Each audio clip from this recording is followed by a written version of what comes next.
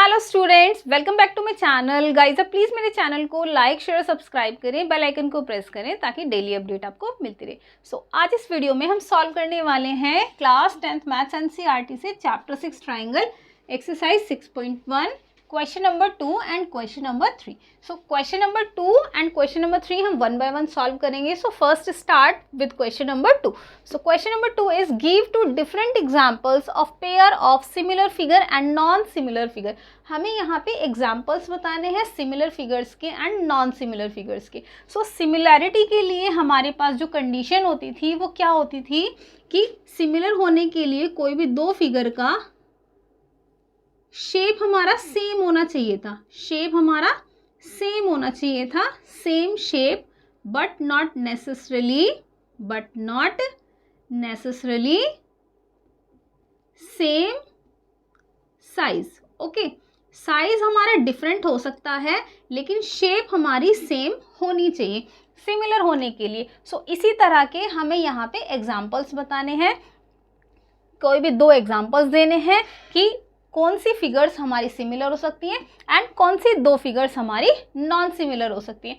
Start करते हैं question. देखिए, मैं यहाँ पे रफ कर देती हूँ। Start with first part of question number 2। First part का सॉल्यूशन देखते हैं। फर्स्ट पार्ट में सिमिलर फिगर्स आर, यहाँ पे राइट करेंगे सिमिलर फिगर्स आर। कौन सी हो जाएंगे? देखिए, फर्स्ट हम राइट करेंगे यहाँ पे ए, फर्स्ट सेकेंड यहाँ पे है तो हम यहाँ पे ए ले लेंगे। ए सर्कल्स, ओके, सर्कल्स हो जाएंगे हमारे यहाँ पे। तो सर्कल में हम क्या राइट करेंगे? देखिए, एक स्मॉल होता है सर्कल और एक बड़ा सर्कल होता है। ओके, एक स्मॉल सर्कल होता है हमारे पास और एक यहाँ पे बड़ा सर्कल होता है। उसके अलावा हम यहाँ पे देखो सेकेंड पार्ट में राइट करेंगे, यहाँ पे राइट करेंगे all circle, all circles. Next all square, all square. अब हम देखें, अगर ऑल स्क्वायर की बात हम करें तो देखिए, एक स्क्वायर इतना और एक स्क्वायर इतना। अब देखिए, दोनों की जो शेप है वो हमारी सेम है बट साइज डिफरेंट हो गए। सिमिलैरिटी की हमारी फर्स्ट कंडीशन ही यही होती है कि फिगर्स की जो शेप है वो सेम होनी चाहिए but size can be differ, size हमारा अलग हो सकता है। All squares can be similar figure. Okay, third part आता है हमारा इक्विलेटरल ट्राइंगल। ओके, थर्ड आता है हमारा इक्विलेटरल ट्राइंगल। अब देखिए, इक्विलेटरल ट्राइंगल हमारा सिमिलर कैसे होता है, इसको मैं आपको प्रूव करके दिखाऊंगी। देखिए, एक ट्राइंगल हमारे पास ये रहा और एक ट्राइंगल हमने थोड़ा सा बड़ा ड्रॉ कर लिया। This is A B C and this is D E F. Okay, this is 60, this is 60 and this is 60, this is 60, this is 60 and this is 60, क्योंकि ये भी इक्विलेटरल है और ये भी इक्विलेटरल है। इक्विलेटरल ट्राइंगल के एंगल्स 60 डिग्री होते हैं।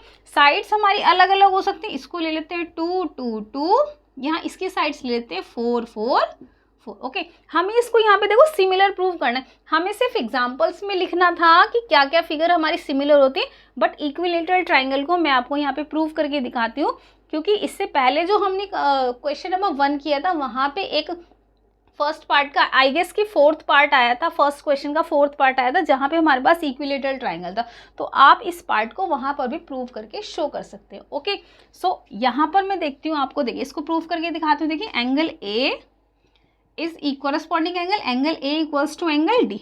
आप देखें, ए के इक्वल ई भी है, ए के इक्वल एफ भी है। तो हम यहाँ पे क्या करते हैं, क्लॉकवाइज एंगल लेते हैं इस तरह से। ठीक है, ए के कॉरस्पॉन्डिंग डी, सी के कॉरस्पॉन्डिंग एफ एंड बी के corresponding C. Angle B equals to angle E, angle C equals to angle C equals to angle F. देखिए, ए के इक्वल डी, बी के इक्वल ई, सी के equal F. और sides का देखते हैं, अगर हम यहाँ पे साइड्स का देखें, अगर हम यहाँ पे, तो साइड्स का कितना आ जाएगा? देखिए, ए बी, देखिए A B upon D E कितना आ जाएगा हमारे यहाँ पे? 2/4, 1/2। नेक्स्ट आएगा B C upon E F, B C upon E F 2/4, this will equal to 1/2। Next A B upon D E, AB upon D 2/4. So this will also equal to 1/2. अब देखिए AB upon DE and BC upon EF and AB upon DE all equal to 1/2. So यही conditions हमारी होनी चाहिए to prove that two equilateral triangles are similar. Okay, तो यहाँ पे हमने प्रूव भी करके दिखा दिया. नेक्स्ट आते हैं हम देखिए नॉन सिमिलर पे. तो नॉन सिमिलर में आ जाएगा हमारे पास, इसमें हमें कुछ भी इस तरह के एग्जाम्पल्स राइट करने की जरूरत नहीं. यहाँ पे हम सिंपली आंसर्स लिखेंगे. देखिए जो सिमिलर नहीं है वो नॉन सिमिलर. आप एक सर्कल ले दो, एक स्क्वायर ले दो. एक सर्कल ले लेंगे ए पार्ट में, एक सर्कल और एक स्क्वायर. नॉन सिमिलर भाई दोनों की शेप ही सेम नहीं है तो साइज और एरिया की बात ही क्या करें. सेकंड आ जाता है हमारा एक आइसोसेलेस ट्राइंगल ले लेते हैं. एक आइसोसेलेस ट्राइंगल एंड दूसरा इक्विलेटरल ट्राइंगल. ओके, सो अब दोनों की शेप ही सेम नहीं है तो साइज की क्या बात करें. यहाँ पे सी पार्ट ले लेते हैं, एक स्क्वायर और एक रेक्टेंगल ले लेते हैं. ठीक है, तो यहाँ पर भी ये दोनों हमारे देखो नॉन सिमिलर हो जाते हैं. ठीक है, सो सिमिलर में हमें इस तरह से दिखाना था, नॉन सिमिलर में we can simply write this type answers. Okay, so next move on to question number 3. तो क्वेश्चन नंबर 3 में देखते हैं. हमें देखिए इस क्वेश्चन में हमें बताना है state whether the following quadrilateral are similar और नॉट. हमें बताना है कि PQRS ABCD के सिमिलर है या नहीं है. तो देखिए कंडीशन क्या होती है कि एंगल्स इक्वल होने चाहिए, कॉरस्पॉन्डिंग एंगल्स इक्वल होने चाहिए एंड साइड्स का रेशियोज हमारा प्रोपोर्शन होना चाहिए. ओके, साइड्स का जो रेशियो होता है वो सेम होना चाहिए या फिर प्रोपोर्शन होना चाहिए. दोनों एक ही बातें हैं.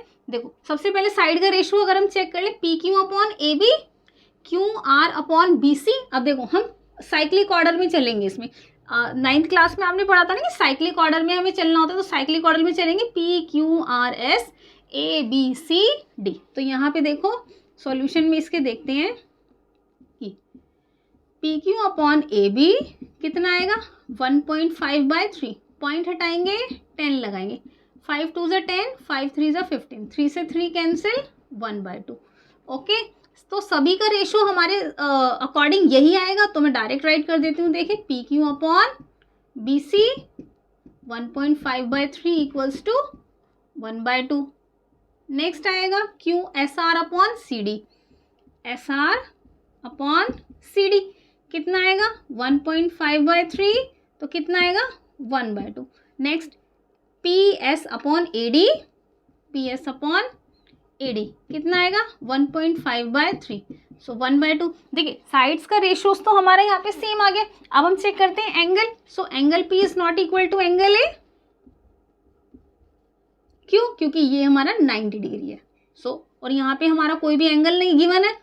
Next angle Q is not equal to angle B, angle R is not equal to angle C and angle S is not equal to angle D. Okay, PQRS ABCD. So we can write that the given quadrilateral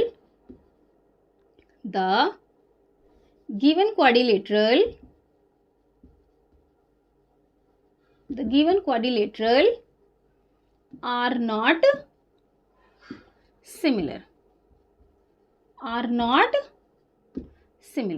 okay, so ये हमारे similar नहीं होते. Okay, so ये था हमारा question number 2 और ये था हमारा क्वेश्चन नंबर 3. यहाँ पर हमारी एक्सरसाइज 6.1 कंप्लीट हो जाती. इसमें हमारे 3 क्वेश्चंस ही थे. बहुत बड़ी एक्सरसाइज नहीं थी, छोटी सी एक्सरसाइज थी. सो आई होप कि आपको समझ में आया होगा. अगर आपने मेरे चैनल को सब्सक्राइब नहीं किया तो प्लीज़ मेरे चैनल को सब्सक्राइब कर दें. अगर क्वेश्चन अच्छे से समझ में आया तो मेरे वीडियो को लाइक करें. मिलते हैं नेक्स्ट एक्सरसाइज के नेक्स्ट क्वेश्चन में. Thank you.